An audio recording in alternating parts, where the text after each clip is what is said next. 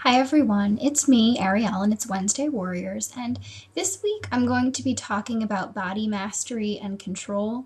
And what I mean by this is a little bit about improving body dissatisfaction by taking back control, reducing dieting intentions, recognizing the power of the eating disorder is not personal control.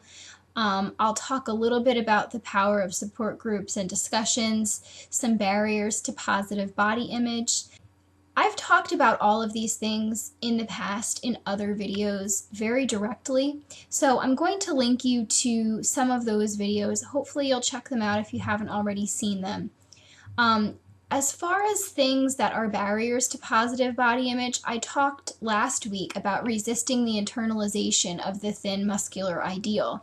And I talked a lot about culture and media and how very unhealthy ideals impact us, and not placing blame on the media for causing eating disorders or anything remotely like that, but just how certain negative things can certainly impact us or have impacted us, which is the reason why we've developed what we've developed.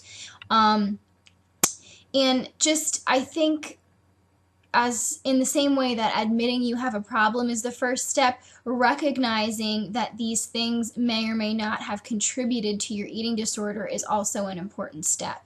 It, I think, helps you to find the root, and it's always good to recognize that some ideals, even though they're considered ideals, are not good in any way.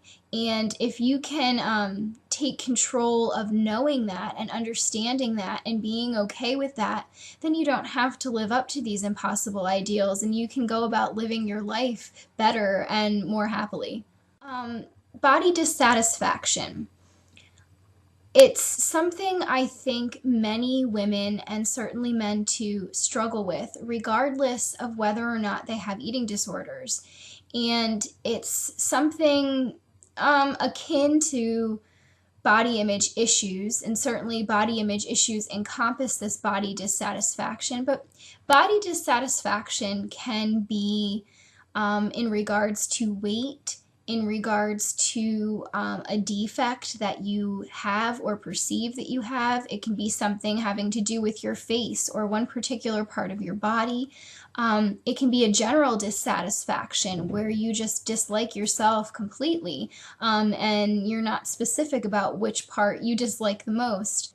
You can be someone who hates your stomach or hates your thighs, or any other part of your body, and that would all be under the umbrella of body dissatisfaction. I think a lot of the time what happens is, especially if you have an eating disorder, your perception is so skewed that what you think is there is not there, or what you don't see is there really is there, and it can be very confusing and very troubling, and it can certainly be a big challenge, especially when you are on a recovery path and you're trying to get better, but you really can't see things for what they are. What hurts this perception problem even more is if you don't like yourself, if you are just harboring self-hate and you are not focusing on your positive traits, whether some of those are physical, emotional, mental, whatever the case might be, that's going to make it a lot harder too. As far as power and control are concerned, I've talked a lot about these two things in relation to eating disorders. I'm always talking about taking your control back if you've given it over to your eating disorder, and I'm always talking about how the more you use behaviors or give in to eating disordered thoughts, the more you are relinquishing little pieces of yourself and little pieces of your control. And I do stand by both of those statements and think they're very true, and they bear repeating, but they really bear remembering, because it's easy to say them and it's easy for you to hear them and agree with them, but to bring them to mind when you're really struggling and you're having these problems with breaking away from behaviors or not giving in to these thoughts is really what's key. And I could talk for days about the power of support groups. I think many of you who watch these videos know that I lead an eating disorder support group affiliated with ANAD, anorexia nervosa, and associated disorders, and I've led the group for a little over 3 years now. And I love doing it, but I really do think that it's beneficial. I can like doing what I do and feel like I'm helping. But I really, really do think that the power of support groups is huge. And I think it's partially because people can learn from each other, because every person participating in a support group is not going to be at the exact same place in their recovery. Someone might be here and another person might be here, someone might fall here, and they all might classify their recovery in different ways, and certainly they're from all walks of life. Their journeys are completely different, but that really allows them not only to share their experiences, but to give advice of their own or say, I know exactly how you're feeling, this is what worked for me. And I think it's cool, the more voices that go into that mix of advice and help and support. And they're called support groups because really the main ingredient is that support. And I've seen a lot of relationships within group get stronger, and I've seen a lot of people just go from being at one stage in recovery to being in a completely different, better stage of recovery. And what's always interesting to me is that people don't often see that. They don't see that progress, but I get to see it, and I feel so lucky that I get to see it. And I try to point it out whenever possible. But, for example, if someone has been participating in a support group for, let's just say, a year, they might not realize that where they were when they joined is completely different than where they are now a year later.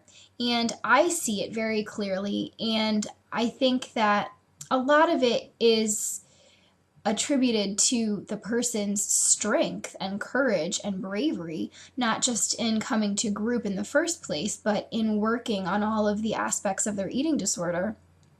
But it's something that the group dynamic really helps the person to do. I think groups are so important, and they're such a great resource, and I think we need more of them. But I know that there's a lot of fear and triggering involved, especially when someone's just starting out in a group. And I think you really need to be in the right mindset, but I also think you need to, like anything, stick with it and, weigh the pros and cons and understand what group is really supposed to be about, what the goal is, what your specific goal is, and communication is key. You can't be an active participant in a support group if you are not willing to communicate. You have to be willing to communicate your fears, your likes, your dislikes, your struggles, your achievements, your successes. You have to be willing to speak. And whether that means a little bit or a lot, depending on the kind of person you are or what's going on specifically that week or that month, it's really just about getting the most out of the experience, because you're going for a reason and you want to be able to get the best experience possible. That is, of course, my 2 cents, since I do it.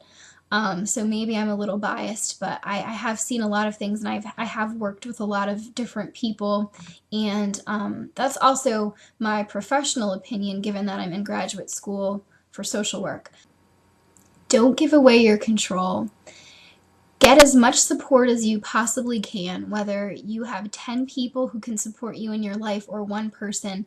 The number of people is not what matters. It's not the quantity, it's the quality. And that is so true when it comes to support.